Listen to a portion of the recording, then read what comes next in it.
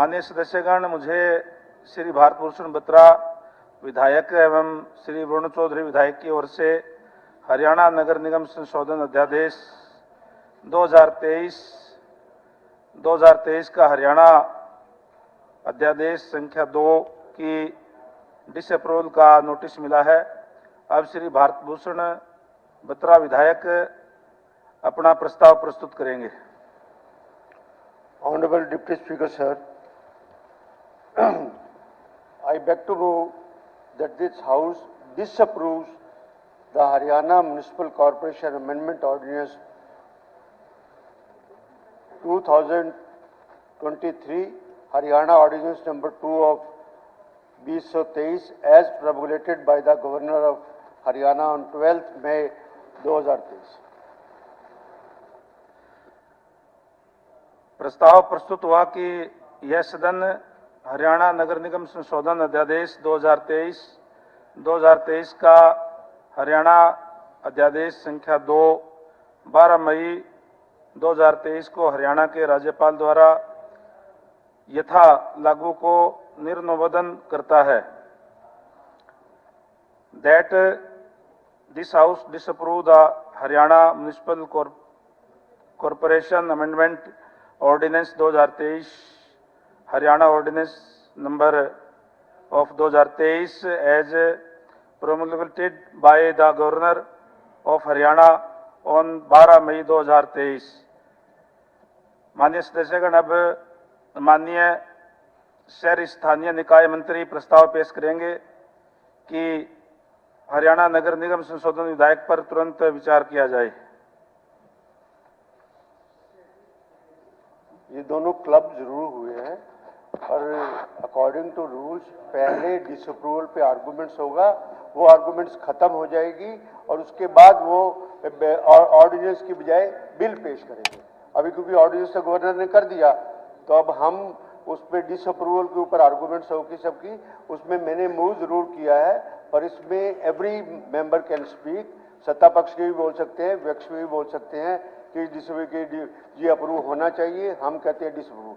उसके ऊपर आर्गुमेंट्स पूरी हो जाएगी, उसके खत्म होने के बाद फिर आप बिल पेश करोगे। दोनों चीजें एकदम नहीं कि ये पेश हुआ उसके बाद बिल पेश हो जाएगा, उसको थोड़ा डेफर करके इस पे बहस हो रहा है।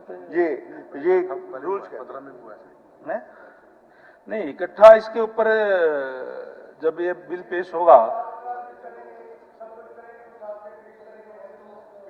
का एक प्रोसीजर होगा ना, बिल का एक प्रोसीजर होगा ना कि आप बिल पेश करता हूं, उसके बाद हर एक क्लॉज पे आर्गुमेंट्स होगा। ये आर्गुमेंट्स तो पहले ही हो जाएंगे, उसमें आपको पास करने में आसानी होगी, तो इस सब क्लब करने से तो गड़बड़ है। मेरा सुझाव है जी, आदरणीय अध्यक्ष जी, कि मैं इसको विचार के लिए प्रस्तुत कर देता हूं। उस विचार में ये बात भी आ जाएगी, आप भी अपनी बात रख देना उसके अंदर।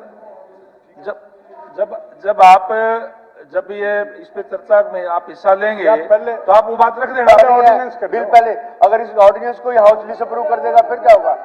चलो पहले ऑर्डिनेंस पेश होगा जिसको पहले ऑर्डिनेंस। अध्यक्ष महोदय, ऑर्डिनेंस ही अप्रूव नहीं होगा तो बिल कहां से आएगा? उन्होंने मूव किया। ठीक है बत्रा जी। इसमें डिप्टी स्पीकर साहब, सबसे पहले तो है कि मैंने रेजोल्यूशन ये मूव किया है, पर इसमें साथ में ये है कि ये एक वाइटल रूल के अंदर हमने किया है और इसमें सभी पार्टिसिपेट कर सकते हैं। ये नहीं कि मेरे बोलने के बाद जी अब शुरू हो गया, ये कुछ है। हर एक मेंबर को आपको अपॉर्चुनिटी देनी पड़ेगी और ये एक वाइटल इश्यू है कि परिवार पहचान पत्र को वार्ड बंदी के लिए कंपलसरी बनाया गया है और साथ में वार्ड बंदी के लिए जो बैकवर्ड की रिजर्वेशन है उसके ऊपर भी एप्लीकेबल किया गया है। तो इसलिए सभी सदन का जो भी बोलना चाहे उसको आपको मौका देना है, जिसका बिल के ऊपर मौका देते हैं। आप बोल लें, एक मैं बोलूंगा तो बोलेगा नहीं, बाकी लोग भी चर्चा में हिस्सा लें। हाँ। लेकिन जब बिल आ रहा है तो उसके अंदर ले लेंगे सारे। क्यों लेंगे आप? फिर ये प्रोविजन बनाने की क्या जरूरत है? ये कॉन्स्टिट्यूशनल प्रोविजन है, ये कॉन्स्टिट्यूशन का पार्ट है। आदरणीय अध्यक्ष जी, इन्होंने ये पार्ट है, इनको बोलने दो। ये सबकी बात क्यों कर रहे हैं? इनको बोलने दो। किस बात के लिए सबकी बात? अरे आपने पेश किया, आप बोलिए अपनी बात। आप बोल लीजिए और उसके बाद में जो सदस्य हैं जो बोलना चाहते हैं इस बिल के ऊपर, जब बिल के ऊपर पेश बिल करेंगे के उसमें बोल ऊपर रहे आप ऑर्डिनेंस के ऊपर दिक्कत बोलेंगे, क्या है? आप कमाल करके आप प्रोसीजर को ओवरलैप क्यों कर रहे हैं डिप्टी स्पीकर? ऑर्डिनेंस ठीक है कि नहीं ये पेश होगा, उसके बाद बिल पेश कर लेना। वाई और इंटरमिगलिंग क्यों कर रहे हैं? आप वो बोलना पहले। आप ये बताओ, जिस पे बोलने के लिए जब नोटिस देते हैं तो कितने दिन का नोटिस देते हैं? 3 दिन का नोटिस 3 है। दिन का नोटिस। आपने कब दिया? 3 दिन पहले दिया, 3 दिन पहले, 2 दिन? उससे पहले भी दिया हुआ है, उससे पहले दिया हुआ है। दो ने दिया मेरे ख्याल से। हाँ, 2 ने दिया। हाँ, तो आप बोल रहे दोनों, आप दोनों बोलना चाहते हैं, बोल लें। रणजी भी बोलेंगे, आप भी बोलिए। आपने बाद में दिया, 3 दिन पहले नहीं दिया। 3 दिन पहले आप- दिया है जी। चलो ऐसी आपने तो दिया, जिन्होंने दिया केवल दो। चर्चा तो सभी करेंगे ना। नहीं, और आपने admit कर दिया, जिन मेंबर्स ने जिन मेंबर्स ने दिया है वो दोनों बोल लेंगे, आप उसके बाद में काइंडली जो आप काइंडली एक चर्चा बार करेंगे गो थ्रू फिर हो तय जाएं, कर लेंगे। आप काइंडली एक बार गो थ्रू हो जाएं इससे। अध्यक्ष महोदय, जब बिल पर सारा हाउस डिस्कस कर सकता है, जितने मेंबर चाहे बोल सकते हैं, आप बुलवाओगे, तो इस ऑर्डिनेंस को भी डिसअप्रूव करने पे सबका अधिकार है बोलने का। ये कांट बी लिमिटेड टू 2%। जिन सदस्यों ने नोटिस दिया वही तो बोलेंगे। जब ये डिसअप्रूवल के लिए आ गया, when it has been laid on the house, the table of the house, तो डिस्कशन होगा, तो ये बोलेंगे, वो कोई बात कह रहे हैं, वो बोल लेंगे, अध्यक्ष महोदय, बोलेंगे क्या बात? हुड्डा जी, अध्यक्ष महोदय, क्योंकि उन्होंने अब एक ऑर्डिनेंस के ऊपर एक क्वेश्चन मार्क लगाया, इसको वापस लेना चाहिए। तो पहली बात तो है कि जो रीजन उनको ध्यान में कि इस कारण से वापस लेना चाहिए, वो सारे जवाब उनके जवाब यहाँ से मिल जाएंगे। इसके बाद उसके अतिरिक्त कोई बात बचती है, वरना एक बार सब ओपन करते हैं तो ओपन करने का मतलब है एक दिन तो इसी पर लग जाएगा। आखिर ऑर्डिनेंस का एक औचित्य होता है, वो औचित्य जो है आप कोई प्रश्न करेंगे, औचित्य उसका बताया जाएगा। उस औचित्य के बाद अगर कोई सार्थक बात कहने की किसी की और बात की बच जाती है तो एक आध को 2 पूछ ले, 1 पूछ ले, लेकिन सारे सदस्य बोलेंगे, इसमें से तो अर्थ यह है कि हम इसी को कहना के उलझाना चाहते हैं। कितने बोलेंगे? 2 मेरा कहना है कि एक बार वो बोले, लेकिन एक बार जो ऑब्जेक्शन है वो बोले। प्रोसीजर तो यही है ना, व्हेन आ जाता है डिसअप्रूव्ड ऑर्डिनेंस, जो बोलना चाहते हैं बोलेंगे। अब बोलेंगे 2 बोलेंगे 3 बोलेंगे, नहीं, बोलना चाहते हैं उसमें बीच में उत्तर भी दिया जा सकता है, ऐसा थोड़ी कि नहीं। उसके बाद अगर कोई सप्लीमेंट्री क्वेश्चन होगा तो वो दे देंगे। हाँ, तो वही तो मैं कह रहा हूँ, देखेंगे, पहले एक बार बुलवा के उत्तर दिलवा दें। वही मैं कह रहा हूँ, जो और बोलना चाहता है बोलेगा। एक बार बुलवा के उत्तर दिलवा दें, फिर सप्लीमेंट्री ले लें। बत्रा जी। ऐसे ऑनरेबल चीफ मिनिस्टर सर, कि ये प्रेसिडेंट इस हाउस का रहा है, और यहाँ तक कि मेरे पास वो भी प्रेसिडेंट है कि करनाल के एमएलए रामलाल वधवा जी ने इसको दिया था और सारे हाउस के अंदर इसको डिस्कस हुआ था। ऐसे और भी बातें हैं कि जहाँ तक दौलता साहब इसके सदस्य थे, टाइम पे ये रेजोल्यूशन ऑर्डिनेंस को डिसअप्रूव करवाने का हमारा राइट है, हमारा राइट है। उस बात के लिए हम कर रहे हैं, उसके लिए आप कि सारे क्यों नहीं बोल सकते, बाद में बोल जाएंगे कि नहीं, फिर उसका टाइम बढ़ा लो, हमें क्या दिक्कत है? हाँ, टाइम लिमिट नहीं कर सकते ना, बोलने के लिए टाइम लिमिट थोड़ा कर सकते हो। चलो ठीक है।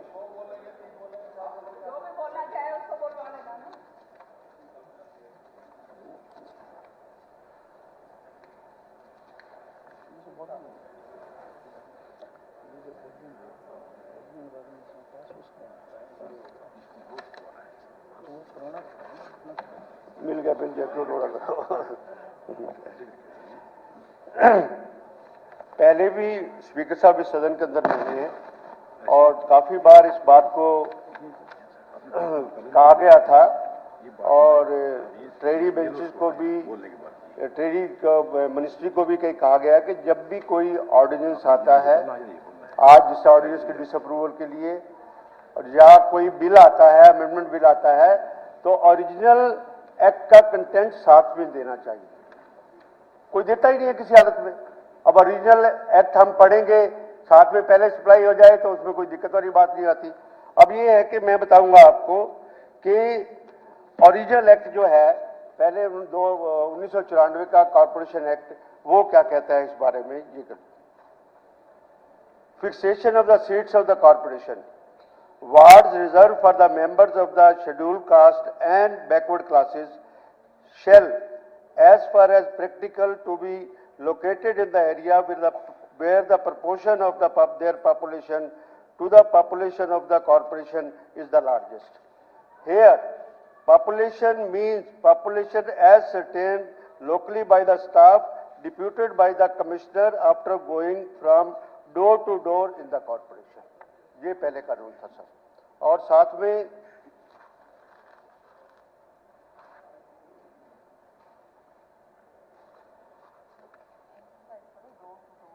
हाँ डोर टू डोर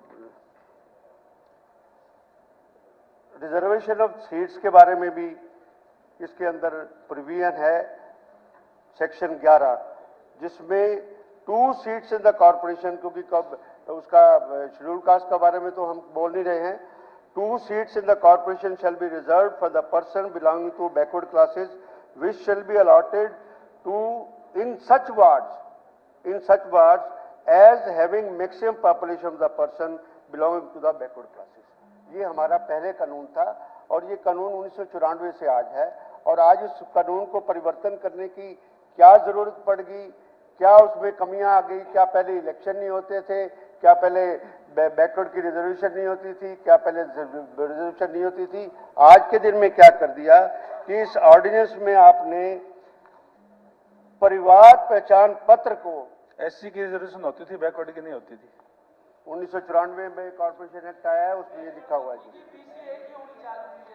दो वार्ड हर एक कॉर्पोरेशन में परसेंटेज नहीं थी. I am reading the act of, percentage नहीं थी. मैं कहता हूँ 1994 के अंदर कॉर्पोरेशन एक्ट आया है, उससे पहले नहीं होती होगी. ठीक है, चल 1994 का एक्ट मैं पढ़ रहा हूँ, मैं तो स्टैट्यूट से पढ़ रहा हूँ, बाहर से तो पढ़ नहीं रहा इस बात के लिए, और कोई अमेंडमेंट भी नीचे नहीं लिखी हुई है इस बात के लिए. जब भी चुनाव हुए हैं बैकवर्ड की रिजर्वेशन हुई है, बैकवर्ड बकायदा वार्ड वहां पर होते थे. अब आ गया जी कि आपका परिवार पहचान पत्र. अब कई बार लगता है कि इस सरकार को थोड़ा सा ना परिवार पहचान पत्र का ऑब्सेशन होता है. हर एक चीज में क्यों परिवार पत्र आ रहा है? कॉन्स्टिट्यूशनल वैल्यूज की भी कदर नहीं है, कॉन्स्टिट्यूशन की जो प्रोविजंस है उसके खिलाफ भी आप परिवार पहचान पत्र को एप्लीकेबल कर देते हैं. ये कुछ है. एक्ट ये कहता है कि सेंसिस होगा, उसके बाद door to door deputy commissioner करवाएगा. परिवार पहचान पत्र क्या सेंसिस को ओवरटेक कर सकता है? क्या इलेक्टोरल रोल को ओवरटेक कर सकता है? ये बातें हैं इसके ऊपर. और मैं परिवार पहचान पत्र जो है उसका स्पीकर साहब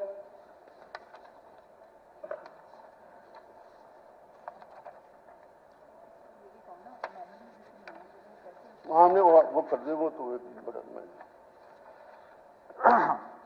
हरियाणा परिवार Pehchan Patra 2021 to provide for assignment of the Parivar Pehchan Patra as a unique identifier member to the each family linked to the information composed of such data as are generally required for determination of the eligibility for or the provision of any scheme, service, subsidy or benefit provided or implemented by or on behalf of the state government, government agency, local body, so and so, purpose and for matters connected with the or incidental thereto. ये census को overtake करना और population को determine करना, ये इसके अंदर कौन सी स्कीम है? सरकार जो मर्जी अपने हिसाब से ऑर्डर पास करते रहे, सरकार अपनी मर्जी से जो कानून पास करती रहे, किस बात के लिए? और फिर उसके बाद अगर आपने इंप्लीमेंट कर दिया, उसको इंप्लीमेंट कर दिया, पर आपका एक्ट तो नहीं कहता. एक्ट आपने किस लिए बनाया? आपने एक्ट इसलिए बनाया इस बात के लिए. उसके बाद sir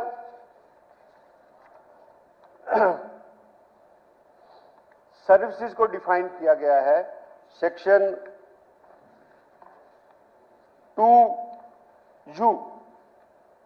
Services mean any provision, facility, utility or any assistance provided or implemented in any form or on behalf of the state government or any government agency or local authority to an individual, what individual है, or a family and include such other services as may be notified by the state government from time to time. फिर इसके बाद subsidy को भी define किया गया है और so far as scheme is concerned, scheme has not been defined. Scheme को भी डिफाइन करना चाहिए था, फिर कौन सी स्कीम है, फ्रॉम टाइम टू टाइम कौन सी, पर वो स्कीम आएगी कि जिनको आप बेनिफिशियरी को रिलीफ देना चाहते हैं, जिनको सब्सिडी देना चाहते हैं, या कोई आप सम्मान निधि देना चाहते हैं, या कोई ऐसी कुछ क्लास है जिनको आपने अपनी सब्सिडी और बेनिफिट, या सेंट्रल गवर्नमेंट से कोई आते हैं, कोई ग्रांट्स आती हैं, उसमें आपने या एससीज को एससीज वार्ड के अंदर कुछ देना तो है, उसके लिए बेनिफिशरीज के लिए बना हुआ है, ना कि इसके लिए बना हुआ है सर। अब आया जी सरकार का जो कानून होता है सर, वो सबका कानून होता है, वो पक्ष का भी कानून होता है, वो विपक्ष का भी कानून होता है, वो किसी सत्ता पक्ष का कानून नहीं होता है। आप इस तरह के फार्मूले लगा के और मेजोरिटी के बेस पे आप एप्लीकेबल कर लोगे, विपक्ष का गला घोटोगे, क्योंकि नंबर्स आपके पास ज्यादा हैं। जो चीज आपको कानून के मुताबिक नहीं अलाउ है, उसको आप इंप्लीमेंट किस बेस के ऊपर कर रहे हैं। इसी सदन के अंदर मार्च के अंदर ये बिल पेश हुआ था। सेंसेस ऑफ द हाउस ये थी, ऑनरेबल स्पीकर सर आज चेयर पे नहीं है, उन्हीं की प्रोसीडिंग्स हैं, वरुण जी आपको प्रोसीडिंग्स के बारे में बताएंगे। उसमें इसी हाउस की सेंसेस ली गई थी, सभी सत्ता पक्ष और विपक्ष के सभी मेंबर्स यहां पर बैठे हैं, सभी ने, और स्पीकर साहब ने ऑब्जर्वेशन दी थी कि ये जो है परिवार पहचान पत्र पॉपुलेशन को असरटेन करने के लिए ये लागू नहीं हो सकता, और ये अगेंस्ट कॉन्स्टिट्यूशन है, और ये हाई कोर्ट में चैलेंज होगा और सेटिस्फाइड होगा। गवर्नमेंट ने उसी टाइम उस बिल को वापस ले लिया था, वापस लेके और दोबारा बिल पेश कर दिया। अब दोबारा जो बिल पेश किया है उसके अंदर दूसरे क्लासेस रिजर्वेशन की भी साथ में जो जोड़ ली हैं, जो इनको इस हिसाब से ऐसे नहीं करना चाहिए था। अब आ गया जी कि परिवार पहचान पत्र क्या है।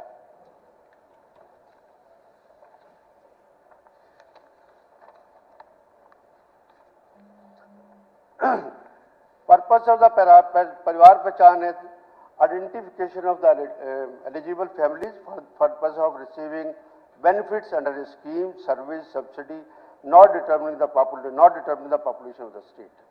Therefore, data cannot be used as a method to determine the number of seats in the corporation. Secondly, sir, परिवार पहचान पत्र मैंडेटरी नहीं है, ये मुख्यमंत्री खुद बताएंगे, मैंडेटरी नहीं है। जब मैंडेटरी नहीं है तो उसके हिसाब से पॉपुलेशन कैसे डिटरमिन कर सकते हैं उस बात के लिए। और उसके बाद सर परिवार पहचान पत्र एक्ट जो डाटा कलेक्शन है, ये वॉक इन रजिस्ट्रेशन है, जिसकी मर्जी है जाओ अपना करवा लो, या फिर ऑनलाइन रजिस्ट्रेशन है। और सेंसस के अंदर, सेंसस एक्ट के अंदर होती है, स्पॉट सर्वे होता है, हर एक हाउस में हर कोई जाता है, dwelling house is being visited and then data is collected, then when परिवार पहचान पत्र is materially different. अब ये मैंडेटरी नहीं है, ये भी मैंडेटरी है। और उसके बाद sir launching of the Parivar Pehchan पत्र, दुनिया भर की कंप्लेंट्स हैं, कंप्लेंटों का आडंबर बम्बार लगा हुआ है। कहां पर किसी की पेंशन काटी जा रही है, किसी की इनकम ना गई है। 2 दिन पहले भी हाउस के अंदर कुछ इस बात के लिए मुद्दे यहाँ पर आए थे कि हिसाब से डाटा कौन कलेक्ट कर रहा है, कैसे कलेक्ट कर रहा है। और यहाँ तक कि मेरे को कहना नहीं चाहिए कि कानून की मर्यादाओं का उल्लंघन करके ये कहते हैं ना डाटा, ये डाटा सत्ता पक्ष के लोग अपने अपने हलकों में बैठते हैं और वो डाटा आता है, बल्कि और फिर उस डाटा में टेलीफोन करते हैं, आजा तेरी पेंशन बनवा दूं, आजा तेरी पेंशन बनवा दूं। This is not the way, क्योंकि वो इनकम जो एक बार डाटा आता है वेरीफाई करके जब पेंशन मिलनी होती है तो ये एक्ट अपनाए जाते हैं। Which is not a healthy sign, और ये कोई ठीक नहीं है सर। और उसके बाद पूरा मिसयूज किया जा रहा है उस बात के लिए, और पॉलिटिकल पर्पस के लिए भी यूज किया जा रहा है। और फिर ये PP doesn't in very way, इसकी लीगल सेंक्टिटी किसी हालत में नहीं है सर। अब मैं आऊंगा सर आखिर में,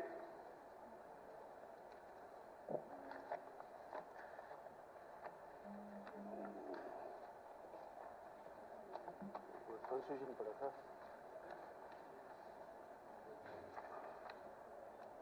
ये पढ़ा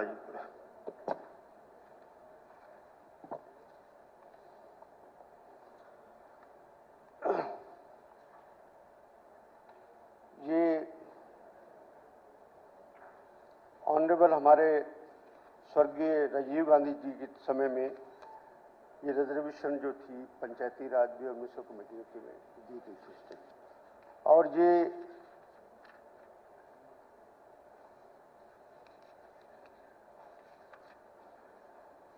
सेक्शन आर्टिकल 243T का 6 है, part 6, nothing in this part shall prevent the legislature of the state from making any provision for reservation of the seat in any municipality or offices of chairpersons in the municipality or in favor of the backward classes of the state. Backward classes की ये T के अंदर इसकी reservation आई हुई है। और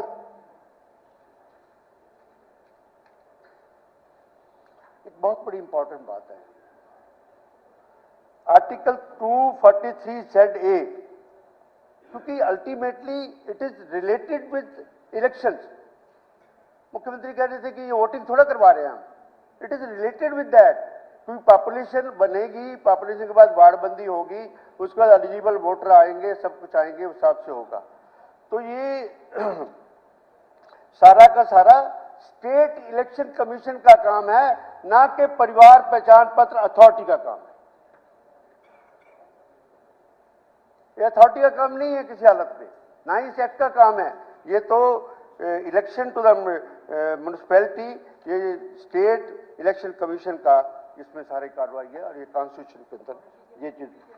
हाँ जी,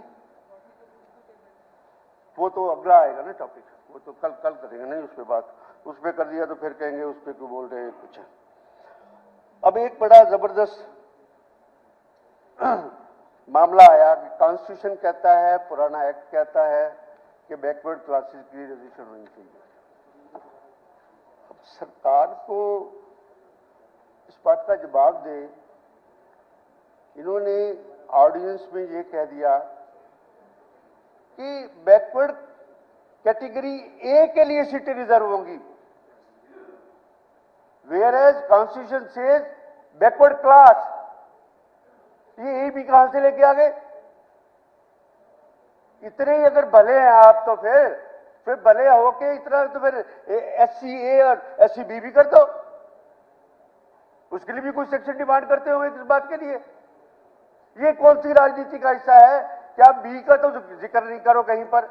backward classes का आप बैकवर्ड क्लास है और ए की रिजर्वेशन टोटल कर दी और बी की नहीं। ये सबके सोचने की बात है, ये सत्ता पक्ष के जो विधायक हैं उनके भी सोचने की बात है इस बात के लिए कि क्या आप रिजर्वेशन सिर्फ ए के लिए चाहते हैं या बी के लिए बिल्कुल नहीं चाहते? बी को कहां डालोगे इस बात के लिए? पर्पज इसका ये है कि जिस वार्ड के अंदर बैकवर्ड क्लास की रिप्रेजेंटेशन हो, हाँ बोलो, कोई बात नहीं, अभी बीच में मिश्रा बोलोगे, अब बाद में सामर्थ है, ए के पास कुछ नहीं है। मैंने तो बोलने दो, हाँ कोई बात नहीं, आपको बोलने का मौका मिलेगा। अभी क्यों दोगे? मैं को पूरा बंद कर दे। मैं यार एक चीज का आपने ठेका ले रखा है इस हाउस में, जो मर्जी बल्कि वहां चले जाते हो, किसके खिलाफ कुछ बोल के चले जाते हो। आप बत्राजी चेयर को संबोधित करें। हाँ जी सर, सॉरी सर जी, सॉरी सर। हाँ नहीं, आप ऐसे ऐसे शब्द हाउस के अंदर बोलते हैं स्पीकर साहब, जिनको लगता ही नहीं कि मैं क्या बोल रहा हूँ क्या नहीं बोल रहा हूँ, किसके बारे में क्या बोल रहा हूँ, इस बात के लिए। उसके बाद आपने लिख दिया इसके ऊपर जी कि बैकवर्ड क्लासेस की पॉपुलेशन जहां पर ए की 2% से ज्यादा होगी वह वार्डबंदी हो जाएगी। 2% से कम नहीं होगी। ये फॉर्मूले कहां से, किस लिए? भाई जहां बैकवर्ड रहते हैं, जब बैकवर्ड वार्ड में पॉपुलेशन है, उस वार्ड को रिजर्व कर दीजिए, कोई बात नहीं। पर मेन तो है कि उसकी एक लिमिटेशन है कितनी, जिस तरह अब एससी की रिजर्वेशन है, एससी की रिजर्वेशन के साथ ये है कि 1/3 में वो जरूर होंगी। टोटल सिनेरियो के अंदर 50% महिलाओं को आरक्षण मिलेगा इस बात के लिए। ये सब कुछ लिखा हुआ है। ये 2% की जस्टिफिकेशन कहाँ आ गई कि आप जब वार्ड बंदी के लिए अगर उसके लिए वार्ड रिजर्व करेंगे तो मिनिमम 2% की पॉपुलेशन होनी चाहिए। इसका मतलब ये है कि किसी गांव, किसी म्यूनिसिपैलिटी के अंदर अगर 2% पॉपुलेशन से फालतू है और 5% पॉपुलेशन है और 95% को आप इग्नोर कर दोगे और 5% के बेसिस पे आप वार्ड कर दोगे। I am not against any community, I am not against any backward class, मैं किसी को नहीं हूं ये कुछ। सबसे बड़ा एतराज ये है कि इसको वापस लो और इसको अमेंडमेंट करो। ये अनकॉन्स्टिट्यूशनल प्रोविजन धक्के से, मेजोरिटी से हमारे ऊपर लागू मत करो किसी हालत में, और इसको बैकवर्ड के शेयर रिजर्वेशन करो। बैकवर्ड में ए की भी छुट्टी, बी की भी छुट्टी, जो मर्जी चुनाव लड़े उसमें बात है। अगर बी मेजोरिटी में है तो बी चुनाव लड़ लेगा, ए मेजोरिटी में है तो ए चुनाव लड़ लेगा, या कुछ और फार्मूला जो भी सिचुएशन के हिसाब से होता है। पावर्स है इलेक्शन कमीशन के पास, और नोटिफिकेशन करके उसको ये कर दे इस बात के लिए। तो ए बी की this discrimination is not tolerable, और इस हिसाब से मैं इस रेजोल्यूशन को जो ऑर्डिनेंस आया है उसकी डिसअप्रूवल के लिए सभी सत्ता पक्ष को भी, विपक्ष को भी, सभी, कि पिछली बार आपने इसको डिसअप्रूव किया था, इस बात के लिए वापस करवाया था, ये सबके पक्ष में नहीं है। ये सबके ये क्यों इस बात के लिए आप करना चाहते हैं? परिवार पहचान पत्र मैंडेटरी नहीं है, इसकी रिक्वायरमेंट नहीं है। परिवार पहचान पत्र को सेंसस से ऊपर मत करो, और उसके बाद इलेक्टोरल रोल है, सब कुछ है। इलेक्शन कमीशन हरियाणा को अपना काम करने दो, उस हिसाब से आगे चलो। इसमें कुछ और में गीता जी कह रही थी, पर क्योंकि ऑलरेडी ऑनरेबल चीफ मिनिस्टर ने हाउस में इंश्योर किया है कि परिवार पहचान पत्र के रूल्स हम हाउस में पेश कर देंगे। वो आज तक तो पेश हुए नहीं, कल होंगे, तो उसके ऊपर कल हम विचार रखेंगे कि ये रूलों की क्या सेंसिटिविटी है, क्या नहीं है। और इसमें सबसे बड़ी बात यह है कि ये जो परिवार पहचान पत्र है, ये के.एस. पुट्टास्वामी और यूनियन ऑफ इंडिया 9 जजेस की बेंच की जो फाइंडिंग है उसके खिलाफ है। नहीं समझने की बात करते, पता नहीं क्यों नहीं समझने की बात करते, ये हमारी समझ से ही बात है। इन शब्दों के साथ सभापति आपका बहुत बहुत धन्यवाद।